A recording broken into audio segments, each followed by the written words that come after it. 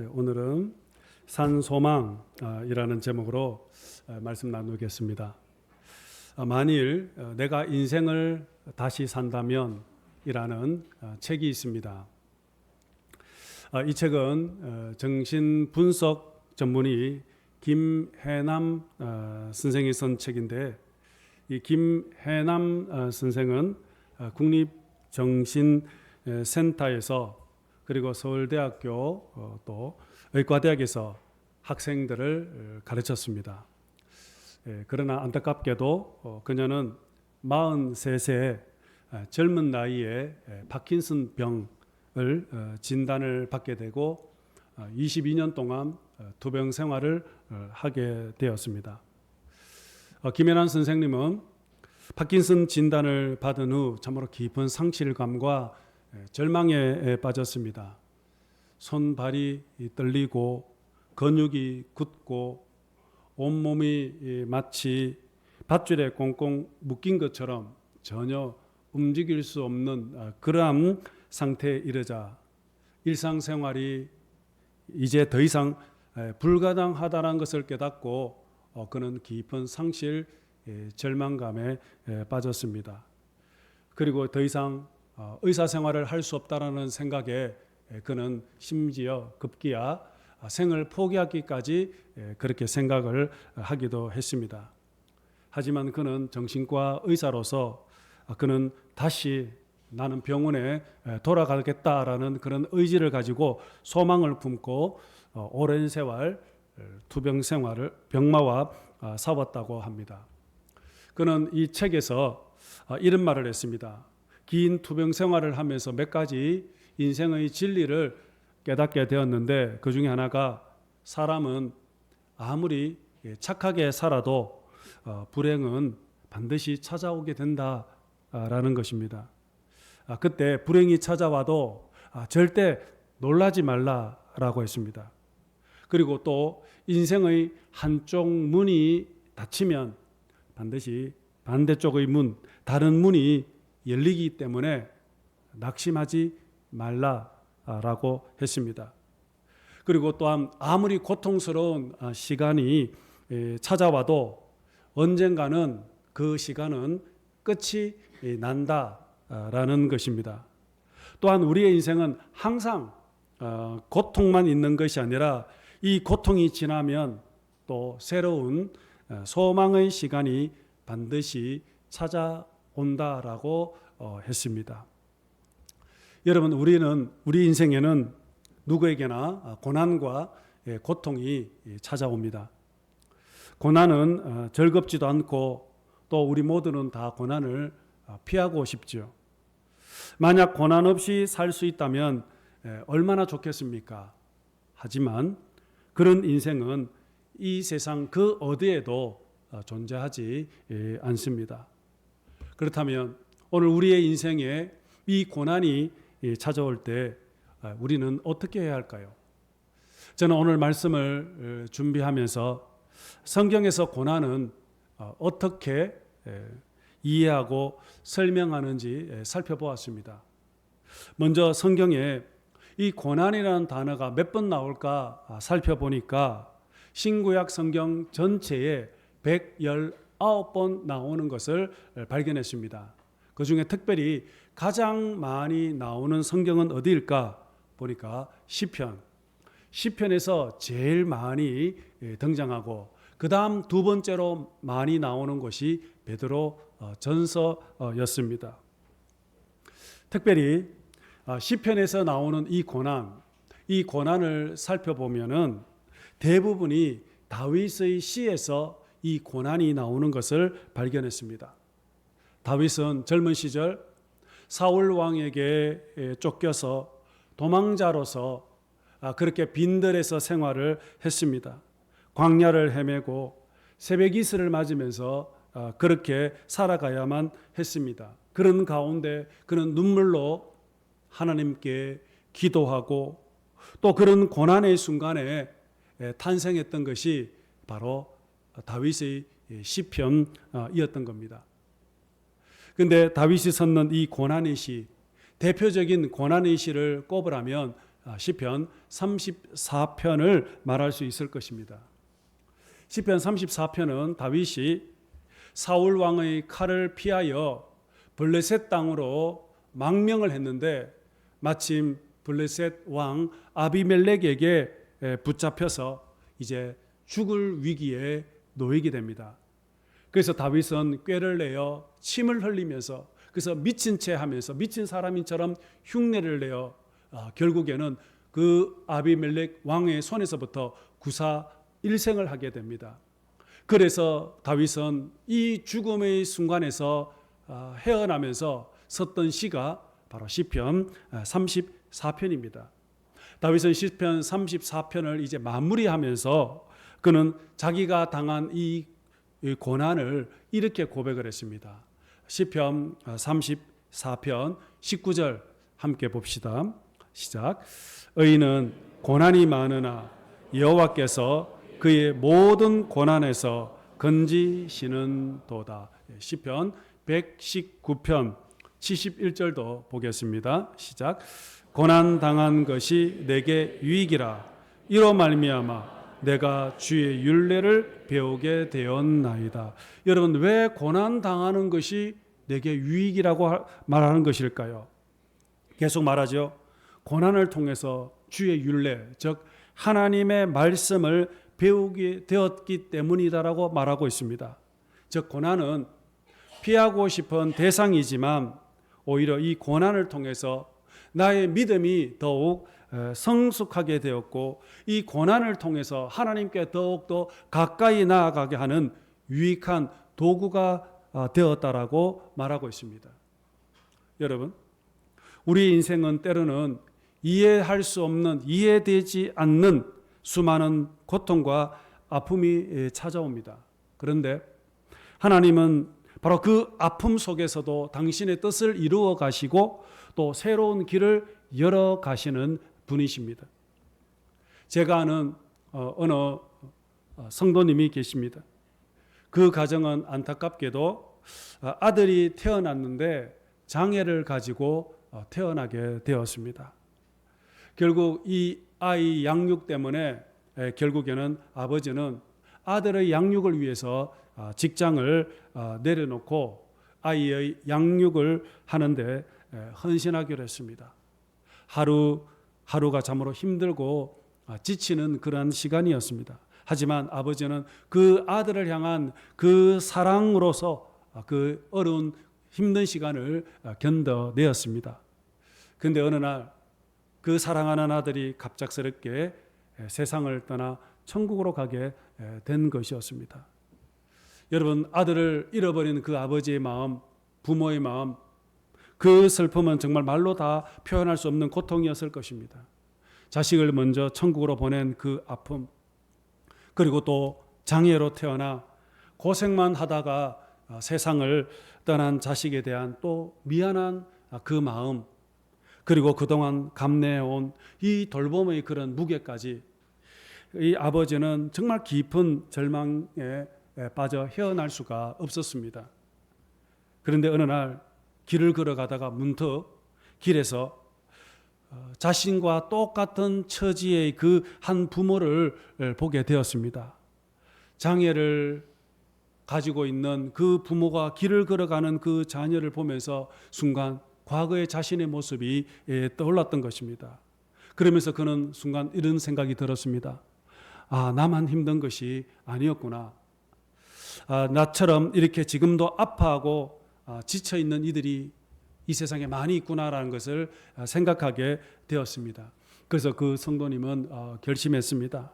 이제는 나의 남은 삶을 이 장애우들을 위해서, 그리고 그 가족들을 위해서 헌신하면서 살아야겠다라는 그런 마음을 가지게 됩니다. 그리고 그 성도님은 그 지역의 장애우 복지센터에서 자원봉사자로 신청을 하여 그렇게 자원봉사를 하게 됩니다. 그래서 그곳에서 자신의 아픔을 나누고 위로와 소망을 또 전해주는 그런 사람이 되었던 것입니다. 이 성도님은 사랑하는 자녀를 통해서 또 하나님께서 내게 새로운 사명을 주셨다는 것을 그는 비로소 깨닫게 되었던 것입니다. 여러분, 제가 오늘 아침 여러분에게 이렇게 서두에 고난에 대해서 이렇게 길게 말씀드리는 이유가 무엇일까요? 바로 그것은 오늘 아침 우리가 읽었던 이 베드로 전서가 바로 고난에 관한 중요한 메시지를 전해주고 있기 때문입니다. 이 베드로 전서는 이 서신이 기록되어질 당시 베드로 전서 서신을 받는 이 성도들은 당시 믿음과 신앙 때문에 말로 다 할 수 없는, 표현할 수 없을 만큼 많은 핍박과 환난을 받아야만 했습니다. 그래서 사도 베드로는 이렇게 고난과 아픔을 안고 살아가는 그 성도들을 위로하고 격려하기 위해서 이렇게 베드로 전서를 기록하게 되었습니다. 그런데 여러분, 이 베드로 전서는 다만 고난만 이야기하는 것이 아니라 한 가지 더 중요한 이야기를 하고 있습니다. 바로 그것은 바로 소망입니다. 베드로전서는 이 고난과 함께 반복해서 계속 등장하는 이 단어가 있는데 그것이 바로 소망입니다. 우리가 고난을 견디고 이길 수 있는 힘은 다른 것이 아니라 소망에서 나온다라는 겁니다. 소망만이 고난을 이길 수 있는 진정한 능력이 된다라고 지금 베드로 전서가 말씀하고 있습니다. 그래서 베드로 전서를 가리켜서 소망의 서신이라고 부르기도 합니다. 여러분, 이렇게 이 고난과 이 소망, 이 두 가지는 여러분 결코 분리되어진 것이 아니라 서로 긴밀하게 연결되어져 있습니다. 우리가 고난 가운데 있을지라도 우리가 낙심하지 않고 견딜 수 있는 것은 바로 우리 안에 소망이 있기 때문입니다. 그래서 베드로전서 1장 13절에서 이렇게 말씀하고 있습니다. 1장 13절 함께 봅시다. 시작. 그러므로 너희 마음의 허리를 동이고 건신하여 예수 그리스도께서 나타나실 때에 너희에게 가져다 주실 은혜를 온전히 바랄지어다. 여러분, 여기서 온전히 바랄지어다라는 표현이 바로 소망하라는 그런 뜻입니다. 여러분, 지금 그리고 이 소망의 대상이 무엇입니까? 바로 예수 그리스도께서 나타나실 때. 결국 여러분, 우리의 소망은 바로 예수 그리스도 그분 자체입니다.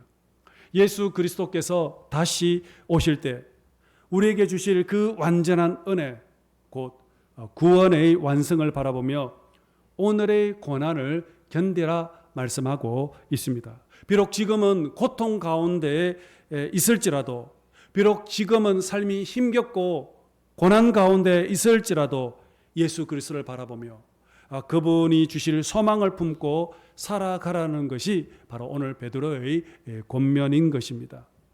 그런데 여러분, 여기서 이 베드로 전서가 강조하는 것은 한 가지 더 있습니다. 그게 뭐냐면은 바로 즐거움과 영광입니다. 여러분, 지금 이 편지를 받고 있는 성도들은 극심한 고난과 핍박과 박해 속에서 살아가고 있습니다. 말 그대로 정말 지옥과 같은 삶을 그들은 지금 살아가고 있다라는 것입니다. 그런데 놀랍게도 성경은 이러한 상황 속에서 즐거워하라, 기뻐하라고 명령을 하고 있습니다. 그것이 바로 오늘 본문 6절 말씀입니다. 6절 함께 봅시다. 시작. 그러므로 여러분이 지금 잠시 동안 여러 가지 시련 속에서 어쩔 수 없이 슬픔을 당하게 되었다 하더라도 기뻐하십시오. 여러분, 여기서 주목할 점은 어쩔 수 없이 슬픔을 당하게 되었다 해도입니다. 무슨 뜻입니까? 이 말은 내 뜻과 내 의지와 상관없이 슬픈 일이 당할 수가 있다는 것입니다. 그런데 여러분, 이러한 순간이 찾아왔을 때 성경은 어떻게 하라고 말씀합니까? 기뻐하라. 슬픔을 당하게 되더라도 기뻐하라 말씀하고 있지 않습니까? 여러분, 과연 누가 이 순간에 기뻐할 사람이 있겠습니까? 뿐만 아닙니다. 베드로전서 4장 13절에서도 이렇게 말씀합니다. 함께 봅시다. 시작. 오히려 너희가 그리스도의 고난에 참여하는 것으로 즐거워하라. 이는 그의 영광을 나타나실 때에 너희로 즐거워하고 기뻐하게 하려 함이라. 보십시오. 고난에 참여하는 것으로 즐거워하라고 말하고 있죠. 어떻게 고난 가운데서 즐거워하고 기뻐할 수 있겠습니까? 그 이유는 바로 지금 우리가 겪는 이 고난은 단순한 고통이 아니라 그리스도와 함께하는 고난이기 때문이라는 것입니다. 뿐만 아니라 또한 주님께서 다시 오실 때 이 고난을 반드시 영광으로 성화시켜 바꾸어 주실 것이기 때문에 기뻐하라 지금 말씀하고 있는 것입니다. 여러분, 이 영광은 내 혼자만 받는 것이 아니라 주님과 함께 누리는 영광이라는 것입니다.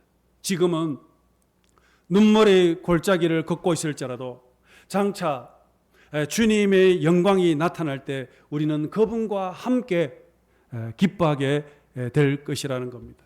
그런데 여러분, 이 베드로전서는 더 놀라운 것은 이 즐거움, 이 영광이라는 이 단어가 베드로전서에 무려 26번이나 등장하고 있다라는 것입니다. 지금 베드로 사도가 지금 성도들에게, 고난 중에 있는 성도들을 단지 위로만 하려고 쓴 것이 아니라 그 이상, 이 위에 고난 너머에 더 큰 풍성한 은혜가 있다라는 것을 지금 확신에 찬 말씀을 하고 있다라는 것입니다. 결국 여러분, 우리가 고난 중에도 끝까지 참고 인내하며 소망을 품고 나아가는 자는 장차 하나님의 영광과 기쁨에 참여하게 될 것이라는 것이 바로 이 베드로 전서의 분명한 메시지입니다. 그런데 여러분, 이 베드로 전서는 여기서 끝을 맺고 있지가 않습니다. 이 베드로 전서가 우리에게 전하는 가장 중요한 주제가 하나 있습니다. 그게 뭐냐? 바로 구원입니다. 앞에서 살펴본 이 고난, 이 소망, 즐거움, 영광, 여러분, 이 모든 단어들은 사실상 이 구원이라는 단어 속에, 이 구원이라는 한 단어 속에 모두 다 응축되어져 있다라는 것입니다. 구원 때문에 우리는 고난을 감내할 수가 있고, 구원 때문에 우리는 소망을 품을 수 있게 되고, 구원이 주는 이 기쁨과 이 영광은 세상의 그 어떤 것과도 결코 비교할 수 없는 그런 엄청난 가치가 있다라는 것을 지금 말씀하고 있습니다. 여러분, 우리가 이 땅을 살아가다 보면은 생각지도 않게 고난이라는 낯선 손님이 우리에게 찾아올 때가 많이 있습니다. 그러나 우리가 그 고난 앞에 절망하지 않고 담대할 수 있는 이유는 바로 우리에게 소망이 있기 때문입니다. 우리는 그 소망 때문에 우리는 낙심하지 않게 되고, 그 소망이 우리를 인내로 붙잡아 준다는 것입니다. 그리고 이 소망은 결코 우리를 부끄럽게 하지 않습니다. 왜냐하면 이 소망은 죽은 소망이 아니라 바로 살아있는 산 소망이기 때문입니다. 바로 그 산 소망이 바로 예수 그리스도입니다. 여러분, 앞으로 우리에게 펼쳐질 이 놀라운 일들, 주님이 영광 가운데 나타나게 될 때, 그때를 기억하면서 우리는 지금 잠깐 당하는 이 고난과 아픔을 우리는 넉넉히 이길 수 있다라는 것입니다. 그래서 결국 이 고난, 이 소망, 즐거움, 영광, 그리고 여러분 이 구원, 바로 이 모든 것들은 다 예수 그리스도 안에서 하나로 연결되어져 있습니다. 우리는 예수 그리스도 때문에 고난을 받고, 우리는 예수 그리스도 때문에 소망을 품게 되고, 예수 그리스도 때문에 우리는 기뻐할 수 있고, 예수 그리스도 때문에 우리는 구원의 영광을 누릴 수가 있습니다. 그러므로 우리의 삶의 최고봉, 그 중심에는 언제나 예수 그리스도가 있다라는 것입니다. 그래서 오늘 본문 3절, 1장 3절에서 베드로 사도는 이렇게 선포를 하고 있습니다. 3절 말씀 함께 봅시다. 시작. 우리 주 예수 그리스도의 아버지 하나님을 찬송하리로다. 그의 많으신 긍휼대로 예수 그리스도를 죽은 자 가운데서 부활하게 하심으로 말미암아 우리를 거듭나게 하사 산 소망이 있게 하시며. 여러분, 이 구절에서 산 소망이라는 단어를 주목해 주시기 바랍니다. 이 소망은 죽은 소망이 아니라 살아있는 소망입니다. 우리는 이 소망 때문에 기뻐할 수 있습니다. 이 소망은 우리 안에 생명을 불어넣어주는 바로 능력의 소망입니다. 절망의 자리에서 다시 일어날 수 있게끔 힘을 주고, 고난 속에서도 우리가 흔들리지 않고 견고하게 하는 바로 생명의 능력, 이것이 바로 산 소망, 바로 예수 그리스도라는 것입니다. 그렇다면 여러분, 이 산 소망의 근거는 어디에 있는 것입니까? 3절에서 계속해서 말씀하고 있죠. 예수 그리스도를 죽은 자 가운데서 부활하게 하심으로 했습니다. 여러분, 우리의 소망의 근거는 한마디로 예수 그리스도의 십자가와 부활입니다. 예수님께서 나를 위하여 십자가에서 죽으셨고 나를 위하여 다시 살아나신 것입니다. 그리고 그 부활의 능력으로 우리는 이제 하나님의 자녀로 거듭나게 된 것입니다. 여러분, 이 놀라운 이 복음의 그 진리가 바로 우리의 삶을 든든히 붙잡아 주고 있습니다. 바로 이 소망이 있기 때문에 우리는 어떤 고난 속에서도 결코 무너지지 않고 우리는 결국에는 마지막에 최후 승리하게 된다라는 것입니다.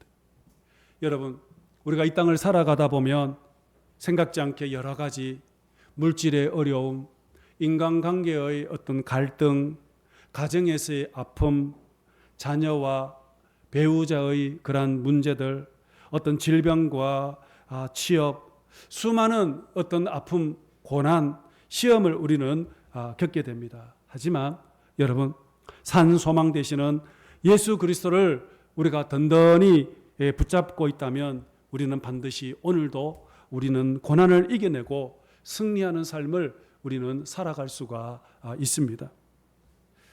여러분, CCM 찬양 가운데에 오직 예수뿐이네라는 찬양이 있습니다. 우리가 예배 시작할 때 함께 불렀던 곡입니다. 이 찬양을 작곡하신 분은 마커스 워십 찬양 인도자인 소진영 간사입니다. 이 소진영 간사는 25살 때에 젊은 나이에 만성 골수성 백혈병 진단을 받게 됩니다. 그는 4대째 모태 신앙인이었습니다. 한 번도 교회를 떠나본 적이 없었던 그녀에게 찾아온 이 고난은 참으로 감당하기 너무나도 어려운 현실이었습니다. 하루에 4알씩 그렇게 항암제를 복용하면서 치료해 가는 중에 친오빠로부터 조혈 모세포를 이식받을 기회가 생깁니다. 이것을 이식을 받으면은 이제 병을 치유할 수 있는데, 그런데 이것을 이식을 하게 되면 더 이상 아이를 낳을 수 없게 된다는 겁니다. 그래서 이 소진영 간사는 고민을 하다가 이식을 포기하게 됩니다. 그리고 약물 치료를 계속 선택합니다. 그녀는 약물 치료를 계속 받으면서 계속 마커스 워십 찬양을 사역을 멈추지 않고, 그리고 그 찬양하는 가운데 형제를 만났습니다. 그리고 결혼을 했습니다. 그런데 문제는 임신이었던 것입니다. 아이를 간절히 가지기를 원했지만 만일 아이를 가지려면 이 약물을 중단을 해야 되는데, 그래서 주위의 가족들 모두 다 약물 중단을 하는 것을 반대했습니다. 계속 치료하기를. 하지만 이 소진영 간사는 아이를 간절히 갖고 싶어서 그래서 결국에는 약물을 끊어버렸습니다. 그녀는 믿음으로 약을 끊고, 그리고 1년 동안 그는 계속해서 찬양 사역을 하는 동안에 참으로 기적적으로 그는 아이를 잉태하게 되었습니다. 하나님의 은혜로 건강하게 아이를 출산하게 되었습니다. 그런데 참 또 한 번의 시련이 찾아온 겁니다. 그것은 바로 아이가 청각장애라는 그런 진단을 받게 됩니다. 자녀에게 장애 진단을 받는 순간에 하늘이 또 무너지는 듯한 그런 순간이 찾아왔습니다. 아니, 자기가 지난 10년 동안 고통받았던 것은 아무것도 아니었다라는 생각이 밀려왔습니다. 그만큼 깊은 절망에 빠졌습니다. 그래서 이 소진영 간사는 수유를 하면서 매일 눈물로 기도를 했다고 합니다. 그런데 참 놀랍게도 어느 날 기적 같은 일이 일어나게 되었습니다. 이 아이가 정상 판정을 받게 된 것입니다. 소진영 간사는 이 지나온 이 모든 과정을 돌아보니까 이 모든 것이 하나님의 은혜였던 것이었습니다. 그리고 하나님 앞에 고백을 했습니다. 하나님, 저는 아직도 세상의 가치 앞에 쉽게 무너집니다. 저는 오직 예수밖에 없습니다. 그런 믿음의 고백을 하게 됩니다. 그러면서 그 고백 속에서 나온 찬양이 바로 오직 예수뿐이네 라는 것입니다. 여러분, 우리 함께 이 찬양을 우리 한번 불러볼까요? 은혜 아니면 살아갈 수가 없네. 호흡마저도 다 주의 것이니 은혜 아니면